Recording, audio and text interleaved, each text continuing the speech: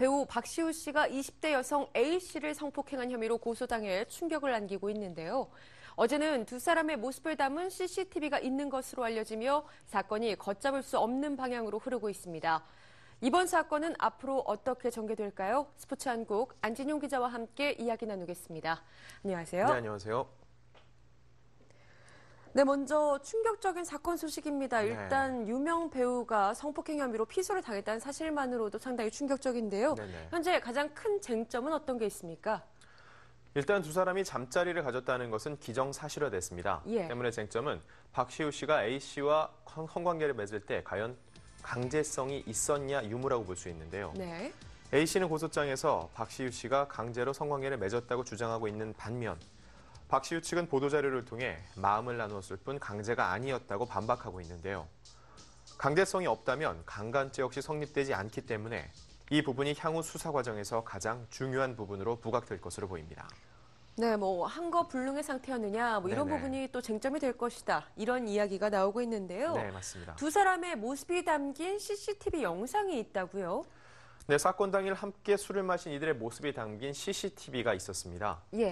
이 CCTV 판독 결과는 두 사람이 잠자리를 갔는데 강제성이 있는지 여부를 판단하는 중요한 영향을 미칠 것으로 예상되는데요. 특히 서울 청담동 소재 모 포장마차 CCTV와 포장마차에서 이동 후 박시우 씨와 A씨의 모습이 담긴 CCTV 판독 결과가 주요한 단서가 될 것으로 보입니다. 그렇다면 CCTV 영상 속에는 어떤 모습이 담겼는지 알려진 바가 있습니까? 네, 먼저 포장마차 계산대에 설치된 CCTV에는 박시우 씨가 A씨를 에스코트하는 모습이 담겼다고 하는데요. 포장마차 주인은 한 매체와 인터뷰에서 A씨가 화면상으로는 만취 상태로 보이지는 않았다. 혼자 몸을 충분히 가눴다며 15개에 달하는 계단을 별탈 없이 홀로 내려갔다고 전했습니다. 이 동석했던 박시우 씨의 후배인 B씨는 박시우 씨와 고소인 A씨를 태우고 직접 자동차를 운전해 박시우 씨의 자택까지 왔다고 하는데요. 또 다른 매체는 집으로 들어가는 과정에서 A씨가 B씨의 등에 엎여서 들어가고 박시우 씨는 홀로 걸어 들어갔다고 보도했습니다. A씨가 과연 만취 상태였는지 아니면 의식이 있는 상태였는지 여부는 강간죄 성립을 판단하는 주요 기준이 되기 때문에 CCTV가 초미의 관심사로 떠올랐습니다. 그렇다면요. 동석했던 후배 B씨는 그날의 상황을 너무나 잘 알고 있지 않을까 싶은데요. 네, B씨의 존재가 알려진 후 각종 인터넷 게시판에는 B씨의 알려지지 않았던 신상 정보가 떠돌기도 했는데요. 동석한 후배 남성은 모 방송사 공채 탤런트로 박시우 씨와 평소 절친한 사이였고 문제의 술자리 역시 B씨의 소개로 이루어진 것으로 알려졌습니다. A씨는 고소장에서 당시 청담동의 모 포장마차에 갔을 때 박시우 씨와 후배 남성 B씨가 이미 함께 자리에 있었다고 밝혔기 때문에 B씨의 진술은 이번 사건 해결의 주요 단서가 될 것으로 보입니다. B씨는 이런 관심에 부담을 느낀 듯 언론 및 대인 접촉을 피하고 있는데요. 경찰도 현재까지는 B씨에 대한 구체적인 조사 계획은 없는 것으로 알려졌습니다. 그렇다면 양측이 합의할 가능성에 대해서도 논하지 않을 수가 없는데요. 합의할 가능성은 있나요? 당초 박시우 씨는 19일 소환 조사를 받을 예정이었지만 소환 연기를 요청했습니다.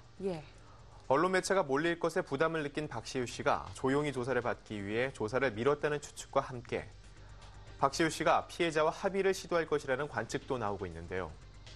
A씨는 14일 박시우 씨와 관계를 가진 후 15일 곧바로 경찰에 신고했습니다. 양측이 합의 과정을 갖췄다고 보기에는 물리적인 시간이 부족한데요. 때문에 원만한 사건 해결을 위해 박시우 씨가 경찰 조사를 받기 전 피해자와 먼저 대화를 시도할 가능성이 높습니다.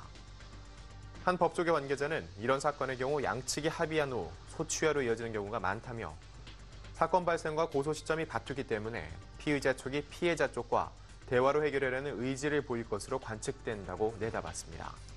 하지만 합의가 이루어지지 않고 소송을 강행할 가능성도 있는 거죠? 맞습니다. 일단 소송이 시작되면 장기화될 가능성이 큽니다. 양측의 입장이 첨예하게 대립하고 있고 쌍방간에 이뤄진 일이라 사실 증명이 어렵기 때문인데요. 소송이 길어질수록 박시우 씨의 이미지 타격은 커질 수밖에 없습니다. 양측이 함께 술을 마신 정황이 확보됐기 때문에 박시우 씨가 술에 취한 여성을 한거불능 상태에서 강간했다는 주장이 거듭될수록 박시우 씨는 실정법뿐만 아니라 국민정서법과 싸우며 자신의 이미지를 지켜야 하기 때문인데요. 한 연예계 관계자는 유무죄 여부를 떠나서 이런 사건을 거치며 연예인으로서 상품 가치는 현저히 떨어진다. 박시우 씨는 명예를 지키며 실리까지 생각해야 하기 때문에 셈법이 복잡해질 수밖에 없다며 안타까워했습니다. 예, 그렇다면요. 박시우 씨가 앞으로 연기 활동을 재개할 수 있는 시점은 언제가 될지 이 부분에 대해서도 궁금증이 모이고 있거든요. 네, 박시우 씨는 데뷔 이후에 요즘 최고의 전성기를 누리고 있었기 때문에 이번 사건이 더욱더 충격적으로 다가왔는데요. 그는 드라마 역전의 여왕과 공주의 남자, 그리고 영화 내가 살인범이다에 이어서 최근 SBS 드라마 청담동 앨리스까지 성공리에 종방한 후 상한가를 달리고 있었습니다. 그래서 CF 출연 제안 역시 본물처럼 쏟아지고 있는 시점이었는데요.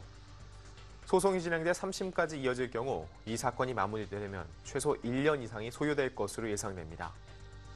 유무죄를 떠나 사회적 무리를 일으켰다는 측면에서 자숙의 시간까지 거친다면 박시우 씨의 컴백 시기는 가늠하기 어려울 정도인데요. 양측이 원만히 합의하더라도 일정 시간의 자숙의 시간은 필요합니다. 하지만 최근 박시우 씨를 기용하려는 러브콜이 이어지고 있고 높은 대중적 인기를 감안한다면 본인의 의지에 따라서 연내 활동 재개도 무리는 아니라 볼 수 있습니다. 네, 앞서 전해드린 것처럼 24일 경찰 측의 조사가 예정돼 있습니다. 아직 양측의 입장이 첨예하게 대립하고 있는 상태인데다가 어떤 수사 결과도 발표되지 않았기 때문에 어느 한쪽에 치우친 섣부른 판단은 자제를 해야겠죠. 오늘 이야기 여기서 줄이겠습니다. 지금까지 스포츠 한국 안진용 기자와 함께했습니다. 고맙습니다.